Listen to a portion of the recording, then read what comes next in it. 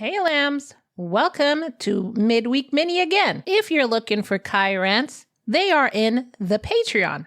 Ironically, our sponsor. Patreon.com/love and murder. I want to thank my lamb Patreons for all of your support. If you want Kai rants, head on over to our Patreon and you can get the daily Kai rants in there, starting at only $3 a month. So what I'm going to give to you today for the Midweek Mini are a couple Florida men cases. So let's get into it. This actually comes from Fox News, and the headline is that a Florida man stabs his pregnant girlfriend over text messages and hits her in the head with a cooking pan. Allegedly, a Florida man hit his pregnant girlfriend in the head with a cooking pan and stabbed her with a kitchen knife while they were arguing over text messages that he saw on her cell phone. This happened on September 12th in the Miami-Dade police jurisdiction. The perpetrator, Thaddeus Davis, 27, wasn't arrested until last week. And when I say last week, I mean November, last week. And this happened in September 12th. And the reason he was arrested last week was because he allegedly punched a woman in the mouth and then fled the scene. So on November 1st is when he punched a woman in her mouth because once again, they were arguing.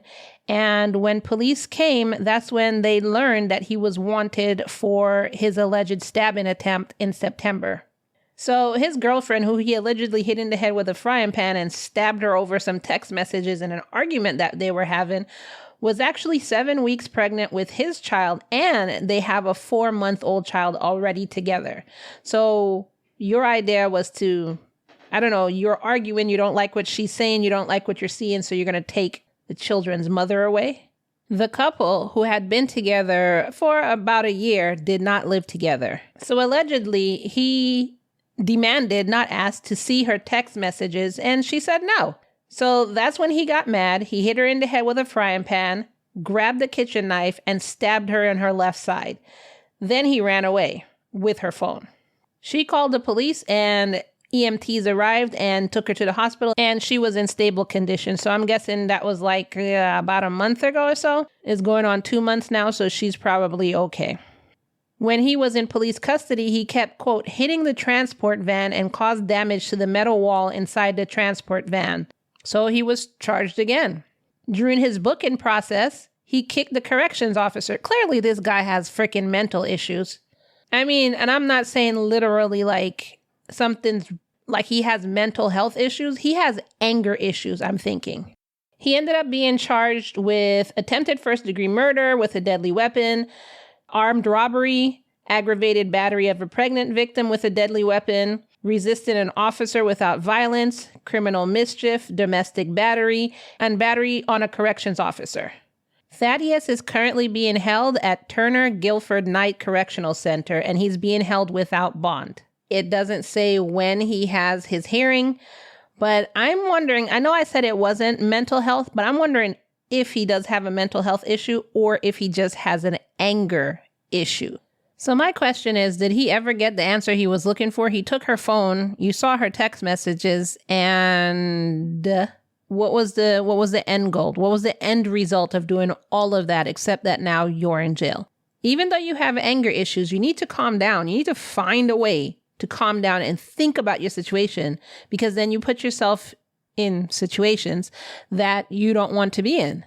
And you know what? Whatever you were trying to find on her phone, if she was cheating or if she's not, now you're not there. Now she could do whatever she wants. Did you ever think of that? No, you probably didn't. Taking a second, getting yourself together, and thinking always helps situations. All right, and the next case comes from NBC News. Florida man raised thousands of dollars on GoFundMe and is allegedly accused of killing the husband and then faking the crime scene. We've done many cases like this, and I don't understand why people still think in this day and age that they can get away with it. The article reads, Herbert Swilly, 55, was taken into custody on Friday, months after his husband, Timothy Smith, was found dead in their Ocala apartment on March 15th. So apparently, Herbert originally started a GoFundMe page after Timothy died and raised thousands of dollars. But an investigation found that at the time of Timothy's death, he had 30 times more than, quote, normal therapeutic dose of, I don't know how to say this, but I do know it's found in Benadryl. Even before the article said it's found in Benadryl, I knew that. I'm going to try and say it. Diphenhydramine, which is one of the active ingredients in Benadryl. And he had 30 times more than the normal dose. 30 times! How did this guy think he was going to get away with this? Like, maybe he thought that's not something coroners would be looking for? I don't know. But something the coroners would be looking for is that Timothy had blunt force trauma to his face and genitalia, a dark ligature mark on his neck, which means that he was allegedly, gotta say allegedly, strangled. On March 25th, police were called out to do a welfare check when Timothy didn't show up for work the day before. Officers found his body inside of the house, and it looked like he had, quote, suffered a violent attack. Investigators then spent the next how many months going through surveillance video, speaking with people who knew Herbert and Timothy. And when police originally spoke to Herbert, he did give them a statement, and it appeared that he was cooperating with them. However, later on, they found out that his statement was, quote, false, self-serving, or contradicted by other evidence. That's when Herbert stopped cooperating with them and lawyered up. The lawyer also told detectives that Herbert would speak to them again if, quote, he was given immunity from prosecution. Why do you need immunity from prosecution in Timothy's murder if you don't have any part of it? In speaking with people who knew him, his sister, and everything like that, they learned that Timothy was allegedly a victim of domestic abuse from Herbert. Quote, we didn't want to be around Herbert. We just had a bad feeling and we just didn't like him. He was real arrogant, said his sister.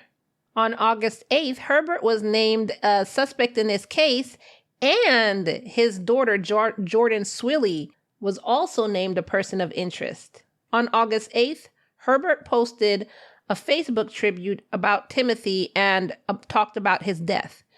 Quote, you will always be in my heart and thoughts. To be honest, I miss you every day and wish you were here. Life isn't the same without you. I miss your smile and your loving spirit. This is when he also set up the GoFundMe page and raised more than $2,200 in donations for what he called a, quote, celebration of life. Sandy Riles said that there were, quote, red flags around his death. It didn't look right to her. She said Herbert never called the family to let them know what happened. So he never told them, hey, Timothy died. I'm sorry for your loss. You know, I'm breaking. I'm so heartbroken, whatever. Instead, they learned that Timothy died on a Facebook post that Herbert put out. Are you kidding me? Then, when they're calling to find out, well, WT all the Fs, he started giving them conflicting stories. Quote, he was telling me that they both had keys to their apartment, but Tim had took the key back.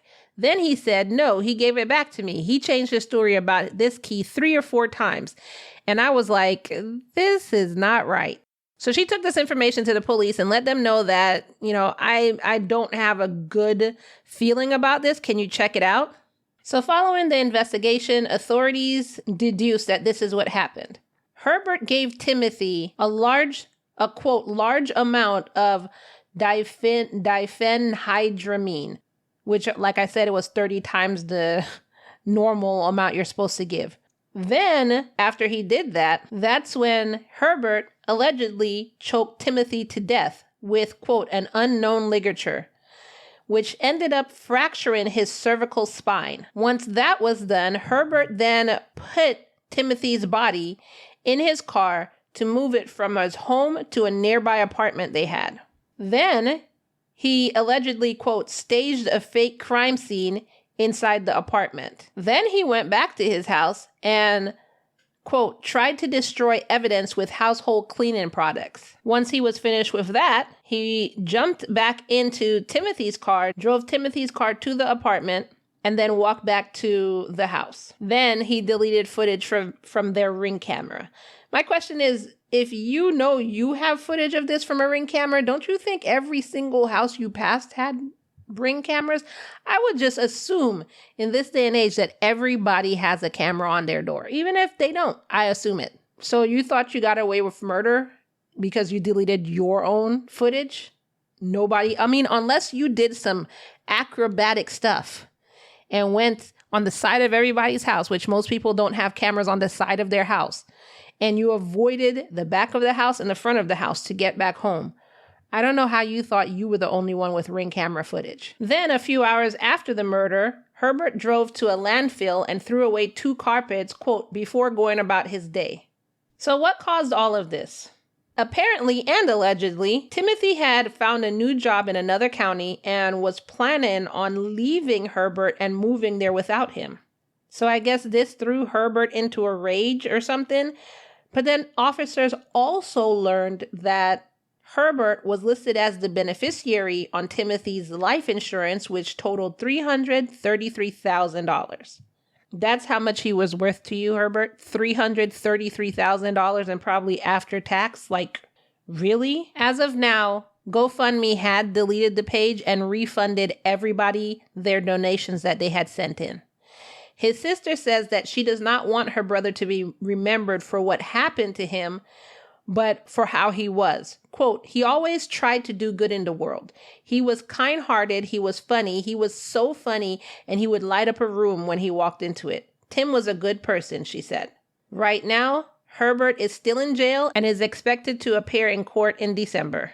Anyway, that's all I have today for your midweek mini. What do y'all think about this? Have you heard of it? Have you ever seen anybody in a situation, or have you ever been in a situation where you had to deal with someone, whether it was in a relationship or a family member, any kind of relationship? It doesn't have to just be a romantic relationship. Any kind of relationship where you had to deal with someone who had anger issues. How did you deal with it? Let me know in the comments below. I want to hear from you, and I'll see you in the next episode. Bye.